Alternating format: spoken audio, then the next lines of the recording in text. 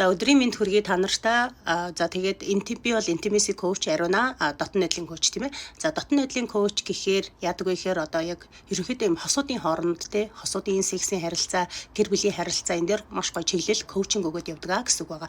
За тэгэхээр эмэгтэй хүнийг одоо те эмэгтэй хүн өөрөө ч мэдэхгүй энэ гурван үйлдэлийг те одоо энэ гурван асуудлаас болоод intimacy нь холцсон байдаг, дотн найдал нь холцсон байдаг. Энийг өөрсдөө ч мэдэхгүй ингээд өдөр болгоо энэ үйлдэлээ үйлдэд яваад байдаг. За энэ яадаг вэ гэхээр хамгийн одоо ингээд те шинж тэмдэг нь яадаг вэ гэхээр би ингээд нөхөртэй хайртай. Гэхдээ ингээд хүрэхээр нь дургу хүрээд байна те.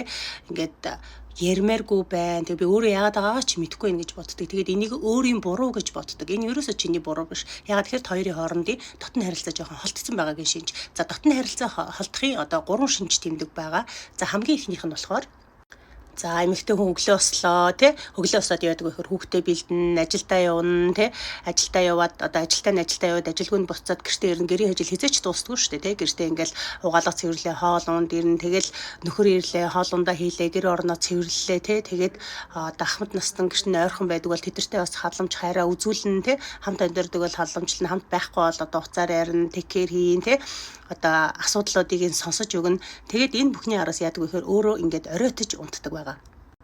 Оройтож унтж байгаа учраас өглөө дахиад ингээд нэг тийм бүтэн амарсан шинжгүй те ингээд бас л юм жоохон ядарсан туйлцсан тийм аягтай сэрдэг байгаа. Тэгээд энэ горим удаан алдагдаад ирэхээр яадаг вэ гэхээр ингээд эмэгтэй хүний одоо ингээд те бид нар чи эмэгтэй хүн шүү дээ ингээд цирклэрээ ингээд яадаг вэ гэхээр эмэгтэй хүний тархинд цаанаасаа өг гэсэн мэдрэмжүүд орж ирээд идэг. Дандаа ингээд өгөх ёстой гэд. Тэгээ өгөх ёстой гэсэн мэдрэмж ирээд байхаар яадаг вэ гэхээр авч чадхаа болчдөг. Авч чадхаа болно гэдэг маань авч чадхаа мартна гэдэг чинь болохоор ерөнхийдөө хайрлагтгаа л мартчихна л гэсэн үг тий. Ойрхон байх, дотн харилцаатай тий. Энийгээ ингээд авч чадахгүй учраас л ингээд тий маш их стресстэй байдаг.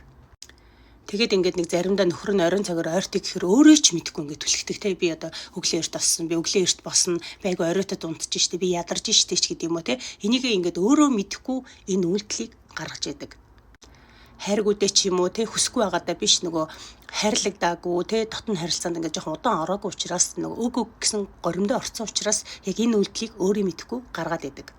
За энэ бол эхний шинж тэмдэг байла. Хоёр дахь шинж тэмдэг яадаг вэ гэхээр одоо хүн энэ бол хамгийн аюултай нэдэг. Энэ болохоор яадаг вэ гэхээр ерөөсө дуугаа олчдаг тий. Одоо ерөөс юм ярмааргүй байдаг тий. Юм ярих юм бол одоо маргалтчих واخ яшиг гээл тий ингээл өнгөрөөчий гэж боддог. Намайг ингээд ойлгочих байх тий би ингээд ингэж их завгүй би бас л ингээд амьдралын төлөө тэмцэж явах чинь намайг ойлгочих байх тий өөрөө болоод мэдчих байх гэж боддог. Тэг тухайн үед ингээд хэлмээр исэн ч хэлэхээ болчдөг. Тэгээд хэлээгүй болохоор яадаг вэ гэхээр гомдчихдаг. Үүнийгээ яадаг вэ гэхээр нөгөө юм гаргаж хэлээгүй юм чинь тэрийг яах вэ гэхээр одоо өөртөө зүрхэн дотроо хадгалчихж байгаа байхгүй тийм ээ. Тэгэхээр ингээд өөртөө зүрхэн дотроо яг юм хэлэхгүй хадгалчнаа гэдэг чинь ингээд заримдаа ингээд бид нар тэгдэг шүү дээ. Ингээд нэг найзтай ч юм уу хайр дотны юм хэлэхгүй болох ингээд дотор ингээд бодогдоо л яваад идэв шүү дээ. Тэгэхээр энэ яах вэ гэхээр эн чинь ингээд хан үсгээд байгаа байхгүй тий. Одоо хос хоёрын хооронд ингээд хан үсгээд хан бүр ингээд өндөр болоод байна л гэсэн үг байгаа. Тэгээд хан барьсан хүмүүс яадаг вэ гэхээр хамгаалтын горим шилждэг. Энэ ингээд автоматар тий хүн чи одоо ингээд юмнаас зүхтах ч юм уу яг тийм үедээ хамгаалтын горим шилждэг учраас нөхөр яг ингээд холдохоор ингээд ойртолох дурггүй тий угаасаа намайг ойлгох ёстой шүү дээ ч гэдэг юм ингээд нэг эмэгтэй хүмүүс өөрийнхөө имиж нь тий бодсон зүйлээ нөхөр ингээд таачих байх мэдчих байх гэж бодоод байдаг. Энэ хамгийн сул тал нь байдаг шүү.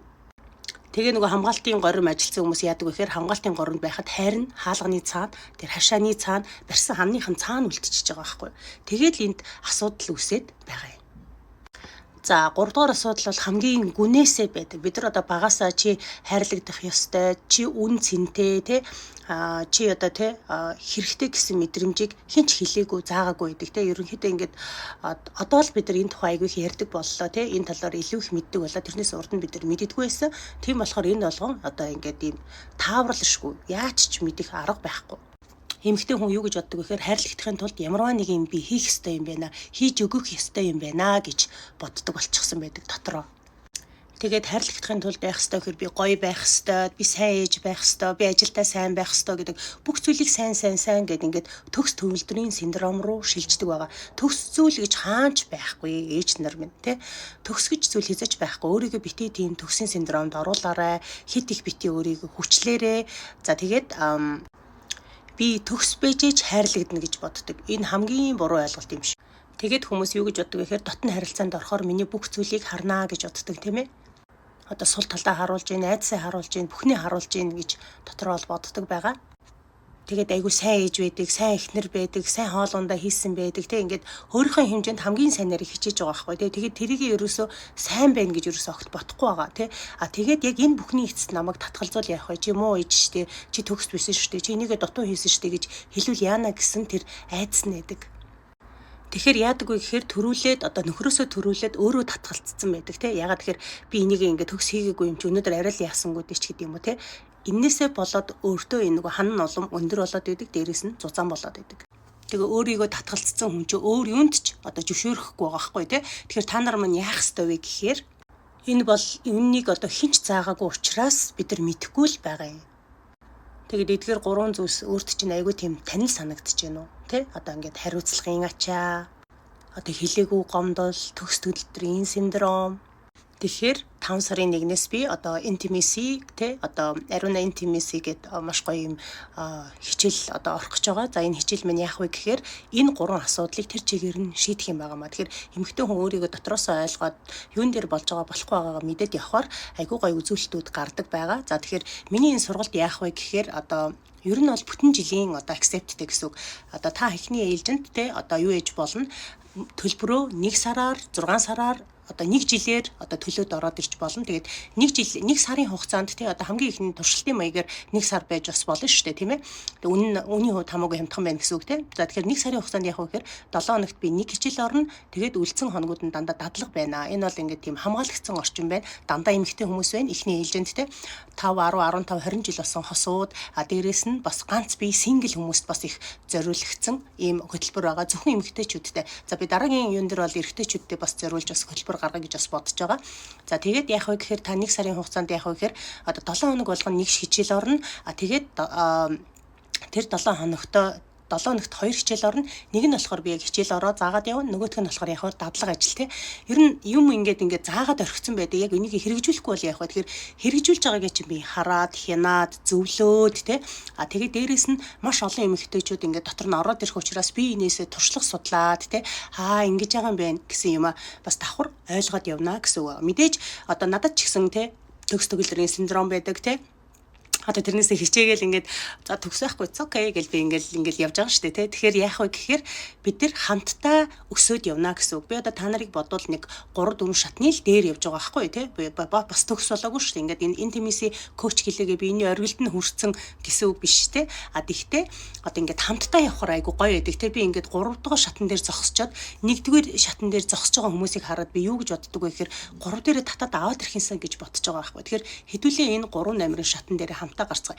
За 3 номерын шатн дээр гарахад яах вэ гэхээр би 4 5 дээр агцсан байгаа байхгүй. Тэгэхээр би та нарыгаа гоё манлайлаад тий одоо маш гоё тий ийм дадлагтай, туршлагатай ийм гоё сургалтыг орох чинь хэрвээ та нар минь хүсэх юм бол одоо линк гэж бичээрэй. Тэгээд миний юу руу одоо Facebook руу одоо PM бичээрэй тий. Тэгээд PM бичгээс өмнө friend request явуулаарай. Зарим юм нөгөө бичсэн юмнууд бас надад бас ирдгүй юм байлээ. Тэгэхээр би тэрийг уулнал давхар аягүй сайн анзаарч байдаг.